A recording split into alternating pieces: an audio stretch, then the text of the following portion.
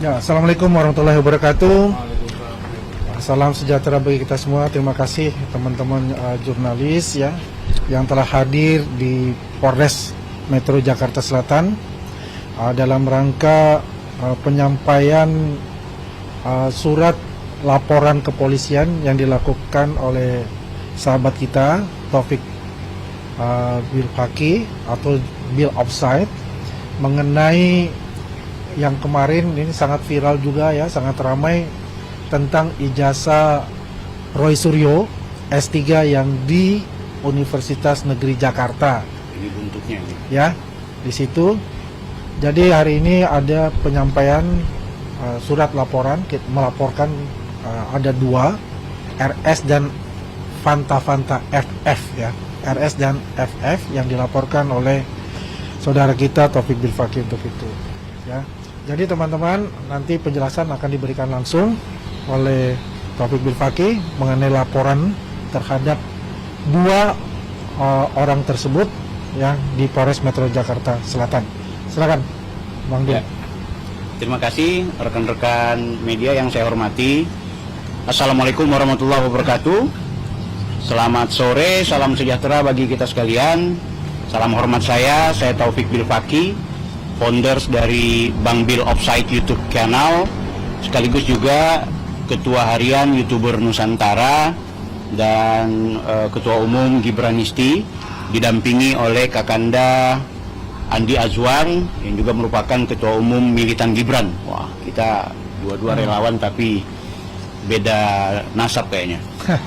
Saya didampingi dengan kuasa hukum saya dari tim Merah Putih, tim hukum Merah Putih, Pak Suhadi yang hari ini diwakili oleh Mas Imam Mahdi, Sarjana Hukum, dan tentu juga ada kawan-kawan dari Gibranisti yang ikut mendampingi, dan tentu spesial juga saya ikut menjadi perwakilan dari komunitas YouTuber Nusantara. Di kesempatan hari ini intinya adalah ini bagian dari rangkaian atau buntut dari persoalan yang berkaitan dengan kekisruhan problem akademik atau pelanggaran akademik dari saudara RS ya. Dan kemarin kita tahu bersama, saya dan juga ada salah satu alumni dari Universitas Negeri Jakarta ya, program doktoral yaitu Dr. Richard. Hari ini kami sempat kemudian melakukan audiensi dengan pihak UNJ untuk mempertanyakan keabsahan dari seorang yang bernama RS. Ya, ini karena bahasanya di laporan-laporan pakai inisial gitu, walaupun kalian semua sudah tahu. Saya pertegas bahwa rangkaian kami melaporkan yang bersangkutan tentu bukan dalam konteks melaporkan ijazah palsu. Itu nggak ada hubungannya dengan hal tersebut. Namun, memang ini rangkaian. Kenapa saya bilang rangkaian? Karena sejujurnya pasca saudara RS melakukan pertemuan dengan pihak kampus UNJ, tiba-tiba saja beliau memperlihatkan sudah memiliki dokumen ijazah asli dan juga mendapatkan amanah dari pihak kampus UNJ sebagai ya dalam tanda kutip juru bicara, jadi humas dari UNJ untuk mengklarifikasi terkait beliau punya urusan program doktor. Kawan-kawan, yang kita laporkan ya, sebelum bicara objek dari apa yang menjadi kami laporkan ini, objek perkaranya, ingat ya bahwa saudara RS ini menantang publik, ya, menantang publik dengan mengatakan silahkan menguji ini ijazah S1 saya, ya, ini ijazah S2 saya, tapi giliran S3 ini ijazah apa, ini S3 saya gitu. Tapi ternyata ketika kita lihat yang S1 dan S2 landscape, yang S1-nya apa, S3-nya justru potret. Itu yang kemudian ketika dia mengatakan silakan diuji, ya itu kami atas nama publik tertantang. Nah, secara kebetulan saya berkomunikasi dengan salah satu alumni dari program S3 yang bersangkutan, itu menemukan ternyata bukan S3-nya itu bukan ijazah yang dia perlihatkan. Ternyata yang dia perlihatkan cuma SKL. Tapi sekali lagi kita tidak bermaksud mau bilang bahwa yang bersangkutan pemilik ijazah palsu atau bukan doktor, tidak. Tapi kita mau mencocokkan karena yang bersangkutan ketika konferensi pers bicara soal ijazahnya Pak Jokowi. Ya kan? Ya, jadi konteksnya seharusnya kalau Anda perlihatkan ini ijazah S1, ini ijazah S2, ya S3-nya harus ijazah juga. Tapi ternyata yang diperlihatkan adalah SKL, surat keterangan lulus. Rasa penasaran ini kita lakukan penelusuran dan saya mendapat salah seorang narasumber alumni dari UNJ yang kemudian mengatakan sebenarnya yang bersangkutan ini ada masalah dalam konteks akademik, ya. Apa masalahnya di akademik? Yang ini harus saya klarifikasi. Ketika kemudian kami menemukan yang bersangkutan adalah seorang terpidana pada tahun 2022 yang inkrahnya di 2023, dia sebenarnya melanggar peraturan nomor 13, peraturan rektor nomor 13 tahun 2020. Yang sebelumnya peraturan rektor itu tahun 2018 yang berkaitan tentang status mahasiswa. Ingat ya, status mahasiswa, bukan pencabutan gelar. Ini yang salah tafsir dari teman-teman di UNJ, termasuk juga Roy Suryo yang mengatakan saya bebas karena yang dimaksud dengan pencabutan gelar itu harus terpidana luar biasa atau plagiat. Itu nggak ada hubungannya dengan yang saya gugat. Yang saya gugat atau saya pertanyakan hari ini kepada pihak UNJ kemarin adalah kenapa orang ini melanggar aturan rektor nomor 13 tahun 2020, itu kalau nggak salah pasal 14 atau pasal 15, di mana bunyi dari pasal itu, ya, mahasiswa UNJ dinyatakan gugur apabila kemudian ditemukan sebagai pelaku tindak pidana yang berkekuatan hukum tetap dari lembaga peradilan. Tidak dibilang tindak pidana luar biasa, tidak dibilang tindak pidana kecil. Pokoknya kalau sudah terpidana, intinya yang bersangkutan harus DO, harus gugur. Ya. Nah, saudara RS ini benar lulus, benar kuliah, benar ujian, dan diakui oleh UNJ sendiri. Karena kami langsung tabayun, jadi kita nggak seperti teroris dulu yang datang ke UGM sambil rekam-rekam, marah-marah sama rektor, marah-marah, dan juga bikin konferensi pers yang luar biasa. Kita datang baik-baik, tabayun, dan kita tanya. Bukan kita minta, ini Anda melakukan pelanggaran dan lain-lain sebagainya, harus dicabut. Enggak. Kita pun mengajak orang untuk petisi online, ayo kita dukung UNJ, mendesak UNJ agar mencabut gelar. Itu bukan, ya, itu bukan dalam konteks ketika kita belum bertemu UNJ. Justru rekomendasi untuk kita cabut itu, kita merekomendasikan kepada UNJ setelah kita pertemuan dengan pihak kampus. Di mana ada pimpinan kampus yang mengatakan bahwa ini akan kita evaluasi. Bila mungkin, dan bukan bila mungkin, mereka juga memastikan, iya benar, ini jelas-jelas dia harusnya kena pelanggaran ini. Kan gitu, ada rekamannya gitu kan. Nah, ini yang menurut kami menarik. Artinya ketika ternyata UNJ sendiri mengakui ada problem, ya, ada kelalaian, bahkan kalau saya mau tegaskan, ada kelalaian sehingga meluluskan orang yang seharusnya DO, maka dengan ini kami begitu rasa percaya diri mengundang publik. Ayo publik, kita desak UNJ, bila mana kemudian mereka punya temuan, dan itu temuan itu benar, yang bersangkutan adalah mahasiswa yang seharusnya DO, tapi tidak di DO, justru mendapatkan gelar doktor, maka bukan tidak mungkin direkomendasikan untuk lakukan pencabutan gelar, ya. Walaupun kita tahu mekanisme pencabutan gelar itu ada dua hal. Pertama, problem pelanggaran akademik berupa pelanggaran plagiat, kemudian juga ada karya ilmiah yang digandakan, dan lain-lain sebagainya. Dan yang kedua adalah pelanggaran tindak pidana luar biasa. Kami tahu itu. Nah, itu peraturan rektor nomor 10 tahun 2019. Nah, itu yang dipakai oleh rektor. Makanya saya rasa lucu ketika RS kemarin konferensi pers, saya memang bersalah, tindak pidana, tapi saya sebenarnya tidak bermasalah karena sah. Kenapa sah? Karena saya pidananya kecil, bukan pidana besar. Kalau pidana luar biasa itu seperti terorisme, korupsi, ya kan, dan juga tindak pidana luar biasa lainnya. Saya tidak seperti itu, sehingga itu saya dibilang sama rektor profesor-profesor saya sah, kan gitu. Nah, ini menurut saya bahaya juga kalau dia mewakili UNJ mengatakan itu. Jadi saya sarankan profesor-profesor yang ada di UNJ hati-hati gitu, karena kelalaian ini sudah mencederai hukum yang kalian buat sendiri.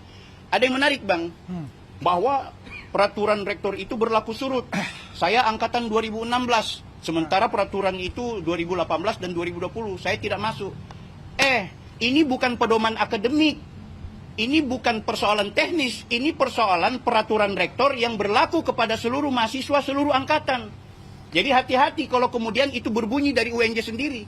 Makanya saya juga alhamdulillah sebelum ke Polresta saya sudah bersurat kepada pada Dikti, Kementerian Dikti, dan sudah di follow up sejak kemarin surat saya, dan juga begitu dari alumni juga sudah melakukan penyuratan yang kita tembuskan kepada Setwapres, kita tembuskan juga kepada pihak Istana Presiden sebagai atensi bahwa ternyata perguruan tinggi kita ini ada yang bermasalah.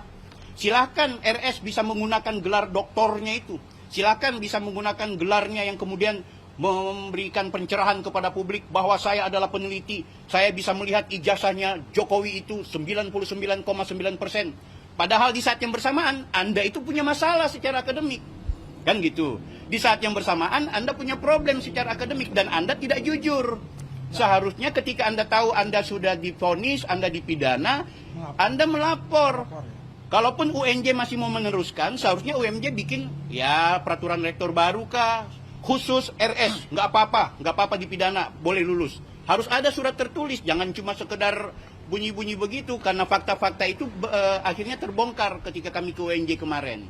Nah, atas dasar itu, ternyata Bung RS ini kemudian tiba-tiba datang ke kampus UNJ. Untuk mengambil ijazahnya. Jadi selama ini kalau kita bilang Roy Suryo, 9 tahun itu tidak punya ijazah. Ya, jadi kalau saya bilang RS ini ternyata adalah gajah, nggak punya ijazah S3 itu, ya sama, ya kan? Wajar, karena memang sebelumnya dia tidak punya ijazah. Ingat ya, waktu kami ke UNJ, pihak UNJ itu bilang dia tidak kita berikan ijazah karena satu, dia punya masalah secara administrasi, dia tidak memberikan disertasi, ya, kemudian dia juga bahkan tidak diwisuda. Makanya saya rasa lucu ketika dia kemarin konferensi pers, dia bilang saya diwisuda. Kemudian saya punya foto-foto ya, semalam dia bikin video khusus, ini foto-foto saya wisuda. Makanya ini antara UNJ-nya salah ngomong, kalau saya salah dengar enggak, karena saya punya rekaman gitu. Tapi saya menghormati asas privasi orang gitu, jadi kita nggak mungkin publikasi. Tapi tiba masa, sekali lagi tiba masa akan saya perlihatkan semua. Apalagi Mr. RS ini mengancam-ngancam saya, ya bahkan dia memfitnah saya, yang ini kemudian buntutnya akhirnya saya jadikan laporan. Nah Bang Andi, selain itu saya mau informasikan juga bahwa ada salah satu pendukung RS ini yang menantang saya debat di YouTube, tapi dia nantangnya bertemu, saya nggak masalah ditantang, emang kita nggak tahu bicara. Cuma maksudnya gini, ada pernyataan-pernyataan yang menurut saya itu sudah di luar batas kewajaran kita. Saya sih sebenarnya mau mengajak diskusi lebih sehat di ruang publik, kita bicara baik-baik di tengah masyarakat supaya jangan sampai ada kalimat-kalimat yang tidak senonoh. Nah atas dasar itulah saya membawa bukti kepada Polres Metro Jakarta Selatan untuk memberikan temuan-temuan saya, baik RS yang sudah melakukan tindak pidana yang memfitnah saya, ya nanti dipertanggungjawabkanlah, ada undang-undang ITE dan juga KUHP yang harus diselesaikan. Dan juga demikian dengan inisial FF pendukungnya RS, ya harus bertanggung jawab. Saya pikir itu. Ya. Saya tidak pernah kemudian bicara soal ijazahnya palsu dan lain sebagainya. Ini buntut juga dari konferensi pers beliau kemarin yang ya banyak kejanggalan. Itu banyak temuan-temuan setelah dia memperlihatkan ijazahnya gitu kan. Apalagi dia mengatakan kalau nggak salah dia mendapatkan dia wisuda, tapi tanggal setelah wisudanya tanggal ujiannya itu berbeda gitu. Ini yang menurutku agak-agak menarik gitu. Walaupun mungkin itu ada apalah ya, slip of tongue atau gimana, tapi itulah pentingnya kemudian berhati-hati dalam berbicara. Tapi bagi saya, Bang Andi dan teman-teman sekalian, intinya kita akan tetap meminta pertanggungjawaban dari UNJ untuk membuat klarifikasi resmi. Tidak boleh lewat yang bersangkutan, ya, apalagi tidak mau tahu tentang masalah hukum. Kalau tidak, saya sekali lagi tegaskan bahwa ini tidak hanya berhenti dalam konteks penelusuran kita di kampus, tapi penelusuran kita bahkan sampai ke kementerian dan pihak-pihak berwenang selanjutnya. Jadi tunggu saja, bukan cuma ini, ada kejutan-kejutan yang pastinya Mr. RS akan mendapatkannya. Saya tunggu laporan beliau juga, saya tunggu tantangan-tantangan dari beliau yang mencoba untuk sedikit menyudutkan saya, apalagi memperagakan hal-hal yang menurut saya mencerminkan sebagai orang yang tidak tepat dalam berbicara di ruang publik. Saya pastikan kalau beliau siap, maka saya akan katakan saya jauh lebih siap. Kalau beliau bilang mengatakan untuk A, saya akan ke B. Kalau beliau sampai ke Z, saya akan cari abjad yang nggak ada, akan saya ikuti terus. Saya pastikan demikian. Itu Bang Andi, informasi. Ya, terima kasih Bang Bill ya. Jadi penjelasan dari Bang Bill ya mengenai apa alasannya dan motivasinya untuk melaporkan hal ini adalah adanya suatu pembelajaran yang baik kepada masyarakat juga. Jadi tidak boleh semena-mena dalam hal ini, apalagi dikatakan ada institusi pendidikan yang mencetak para pemimpin-pemimpin masa depan ini dicederai oleh hal seperti yang dilakukan ini. Makanya kita juga apa yang dikatakan Mabel tadi menunggu jawaban resmi dari Universitas Negeri Jakarta mengenai carut marut kisru ini, mengenai status yang dikatakan S3-nya saudara RS itu. Kita perlu untuk ada suatu jawaban terbuka karena ini juga kita sudah memberikan suatu laporan dikatakan Bang Bill sampai ke Seknek ke Presiden dan Wakil Presiden untuk itu. Jadi segeralah dari pihak Universitas Negeri Jakarta untuk memberikan jawaban resmi terhadap carut marut masalah S3 saudara RS tersebut. Kami tunggu segera dan masyarakat Indonesia juga melihat ini menunggu juga berita ini karena kaitannya ini sangat luar biasa terkait pula yang dikatakan gajah itu nggak ada ijazah yang selalu didengung-dengungkan dan selalu diglorifikasikan. Baik, saya rasa teman-teman kalau ada pertanyaan silakan nanti bisa dijawab. Terkait pelaporan ini apakah lebih merujuk pada pencemaran nama baik dari Bang Bill sendiri atau keabsahan dari ijazahnya Mas Rosuryo atau melaporkan regulasi dari UNJ? Ya, ini saya bilang soal ijazah dan soal UNJ ini adalah buntut. Tapi bukan perkara itu yang kemudian kita laporkan ke pihak kepolisian. Yang kami laporkan ini adalah gara-gara dia mengklarifikasi soal UNJ-nya, semakin kita temukan banyak hal yang janggal, termasuk juga dari pernyataan-pernyataan beliau yang entah itu kepleset, dan aku juga melihat kadang-kadang bukan cuma kepleset, ini ada mens rea-nya gitu. Apalagi dia menuduh saya, dia memfitnah dia, kan gitu. Dia menuduh saya menuduh dia, ijazahnya palsu, paham nggak ini? Jadi itu salah satu. Di antara lainnya juga ada kalimat-kalimat yang menurut saya itu delik untuk kemudian mencemarkan nama baik saya, kehormatan saya, itu sangat-sangat terlihat gitu. Jadi kaitannya soal pencemaran nama baik, penghinaan, kehormatan, harga diri saya yang kemudian ada glorifikasi dari yang bersangkutan sehingga membuat orang-orang itu menilai saya ini adalah pemfitnah, saya ini pembohong, penyebar hoaks. Nah, ini saya nggak terima, kan gitu. Kalau orang nanya, ya lo juga kan mempersoalkan ijazahnya dia, apa hubungannya? Kawan-kawan, saya ini punya legal standing. Satu, legal standing ya dari dia sendiri ketika dia memperkenalkan, dia memperlihatkan, dan dia menantang publik. Ya sebagai publik, saya tertantang. Yang kedua, jangan lupa, dia ini menguras energi publik untuk mempercayai yang bersangkutan bahwa dia adalah seorang ahli, seorang doktor, yang seolah-olah bersih, tidak ada masalah akademik, yang kemudian menilai orang lain sebagai pemilik ijazah palsu, menguras kita jadi terpolarisasi. Anda konflik dengan saya karena Anda berbeda pilihan politik, tapi karena Anda menemukan yang bersangkutan sebagai pakar telematika sudah menemukan ijazah si Presiden ke-7 itu 99%, akhirnya Anda percaya hanya karena yang pertama Anda percaya gara-gara pikirannya, yang kedua gara-gara dia S3 juga. Dan dia mengaku bahwa dia ada ijazah, padahal tidak ada ijazah. Loh, Bill kemarin dia perlihatkan, ya baru kemarin gara-gara ada kisru. Jadi saya juga mau bilang ke yang bersangkutan, lo berterima kasih sama gue. Kalau kita nggak persoalkan ini, bisa saja lo nggak akan dapat ijazah terus-menerus gitu, karena ada masalah.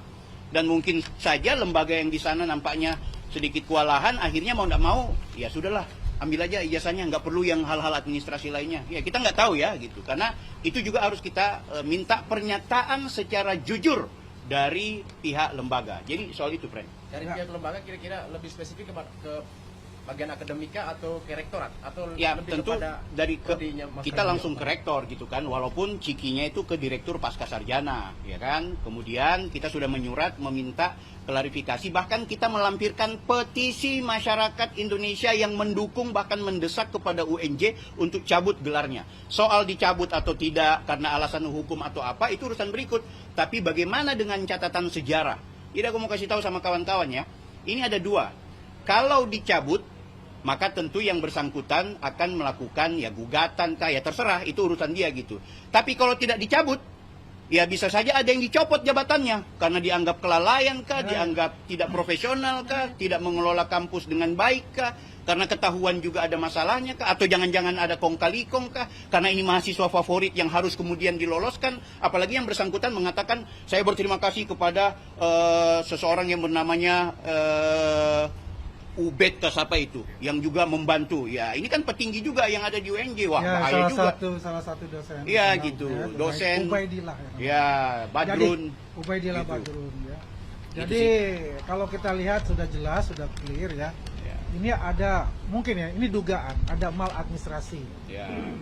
Maladministrasi yang terjadi di UNJ sehingga proses ini didiamkan akhirnya cukup lama dan tidak menyangka bahwa ini ada suatu isu yang cukup santer juga kan, karena melibatkan seseorang yang luar biasa menguras energi masyarakat Indonesia dengan kasus ijazah asli Pak Jokowi yang dituduh palsu itu, yang merupakan seorang tersangka yang sebentar lagi kemungkinan akan menjadi terdakwa.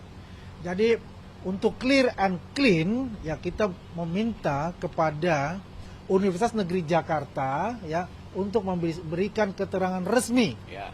keterangan resmi mengenai permasalahan atau carut marut atau maladministrasi yang masih dugaan saya ini untuk diklirkan kepada publik, kepada masyarakat Indonesia.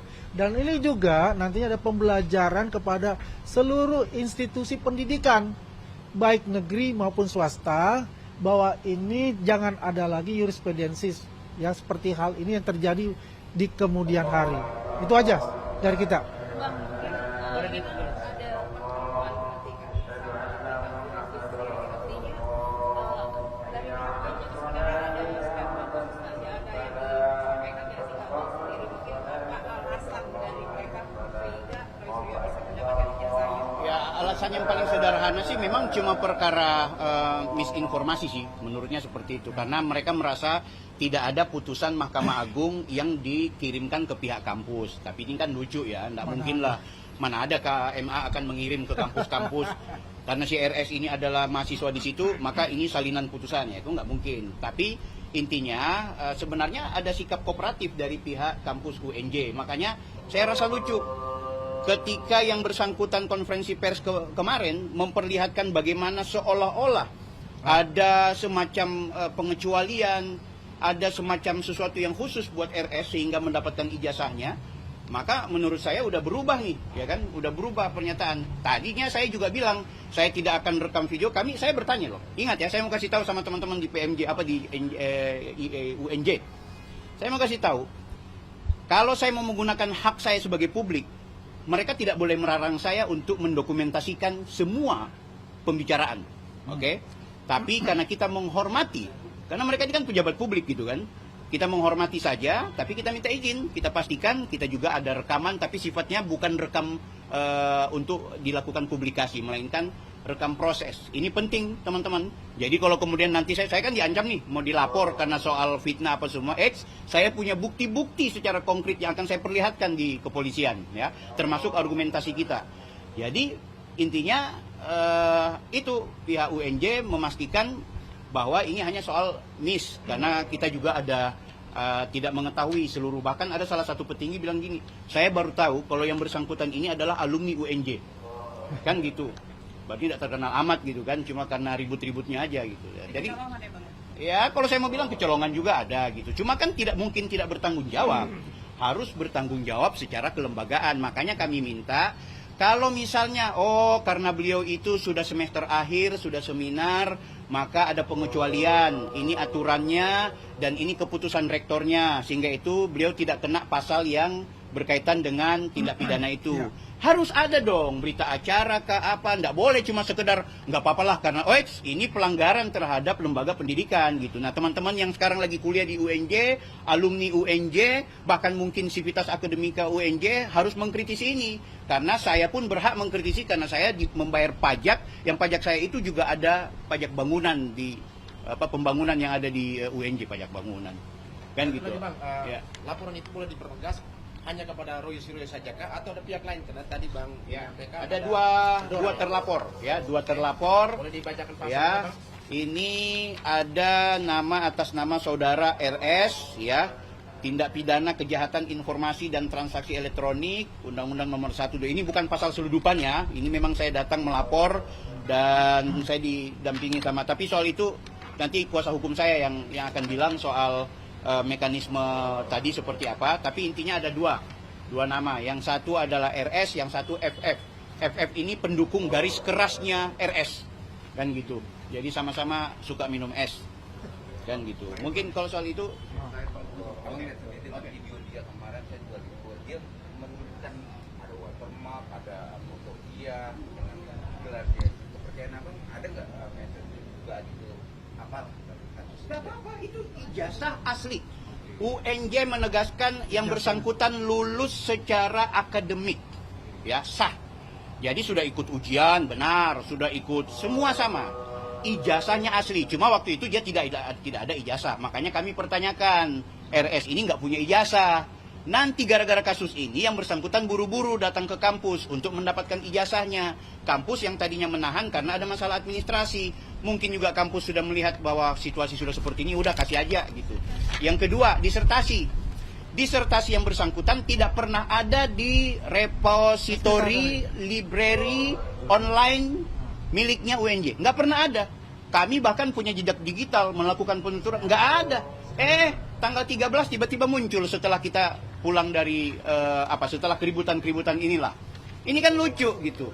Makanya udah ketahuan, bahkan PDF-nya baru dibuat dan lain-lain sebagainya. Entah ini kesalahan dari pihak kampus atau memang kesalahan dari yang bersangkutan. Kan gitu. Bang, terakhir Bang, konsekuensi hukumnya pasca dilakukan UNJ ini mengklarifikasi bahwa ternyata memang ada kelalaian seperti yang Anda sampaikan. Apa konsekuensi hukumnya? Mungkin juga tadi ada beberapa hal yang membuat Anda sakit hati karena sepak bola pasca misalkan nanti UNJ menyatakan bahwa tidak sah ini. Iya, saya mendorong, saya mendesak bersama dengan teman-teman YouTuber Nusantara, teman-teman Gibranisti, dan bahkan ada elemen masyarakat yang juga ikut memberikan opininya lewat petisi. Petisi itu opini ya, itu hak demokrasi. Walaupun secara prosedur, secara aturan pencabutan. Jadi kita mendesak agar dicabut gelarnya gitu. Walaupun pencabutan itu berdasarkan peraturan rektor tahun 2019 nomor 10 hanya bisa dilakukan kalau ada plagiat, ya, ada copy paste dari tesis lain atau disertasi lain, ada kemudian pelanggaran karya ilmiah lainnya, karya tulis lainnya. Yang kedua adalah soal pelanggaran tindak pidana luar biasa. Oke, kita maklumi itu. Tapi ingat, ketika, ini bahkan wakil rektor tuh bilang sama kami begini, ingat ya, ketika kami mau wisuda atau kami menyerahkan ijazah, ada aturan atau semacam berita acara yang dibacakan bahwa gelar atau pemberian gelar akademik ini sewaktu-waktu bisa kita cabut, sewaktu-waktu bisa kita tarik bila kemudian ada hal yang kemudian memungkinkan. Nah, bagi saya ini memungkinkan. Apalagi yang bersangkutan terlalu berlebihan. Kemarin waktu konferensi pers hampir nangis gara-gara merasa berjuang. Lo bayangkan Pak Jokowi lo hina-hina dengan bahasa-bahasa lo yang luar biasa. Tapi beliau tetap tabah. Yang sebentar lagi akan ikut persidangan yang sebenarnya nggak pantas. Tapi beliau tunjukkan sikap gitu. Jadi kita berharap konsekuensi hukum yang harus dia pertanggungjawabkan ya pencabutan gelar. Nah, dalam konteks laporan saya ini adalah pertanggungjawaban. Kalau memang ini memenuhi unsur untuk pidana yang kemudian dilanjutkan sampai ke persidangan, ya lakukan itu. Itu tuntutan kita gitu. Kita berharap demikian gitu. Soal pasal-pasal dan lain-lain sebagainya saya serahkan ke kuasa hukum. Silakan, Bang. Mati. Baik, terima kasih sebelumnya. Selamat sore rekan-rekan. Saya mewakili dari kuasa hukum Pak Sohadi. Saya sendiri selaku Imam Mahdi, mewakili dari tim hukum Merah Putih yang sebagaimana mendampingi Bang Billy selaku pelapor terhadap saudara RS dan FF ini, yang dimana telah kita duga telah melakukan sebuah perbuatan yang kurang mengenakan dicontoh pada masyarakat. Ya, harapannya ini bisa menjadi pembelajaran bagi seluruh masyarakat Indonesia bahwa berbijaklah dalam berdemokrasi, berbijaklah terhadap seseorang, hak seseorang, siapapun itu. Jadi kita pasrahkan semuanya kepada pihak penyidik, khususnya kepolisian Polres Jakarta Selatan. Mungkin itu, Bang Billy. Terima kasih sebelumnya. Cukup. Oke, cukup ya. Ya, terima kasih ya teman-teman, para jurnalis, ya, sahabat-sahabat semua yang telah hadir, yang meliput proses pelaporan dari Taufik Bilhaki, ya sahabat kita, ke Polres Metro Jakarta Selatan. Untuk perkembangan selanjutnya kita keep in touch ya, dan kita akan report, kita akan update ya, dan kita tetap melakukan hal ini untuk mencari kebenaran, ya bukan pembenaran. Dan kita tunggu dari Universitas Negeri Jakarta tentang masalah ini dikelirkan secara resmi dari pihak UNJ. Terima kasih dari saya, dari teman-teman semua. Terima kasih. Assalamualaikum warahmatullahi wabarakatuh. Terima kasih kawan-kawan. Subscribe, share, like, and comment. Subscribe, share, like, and comment. Subscribe, share, like, and comment. Subscribe, share, like, and comment. Subscribe, share, like, and comment.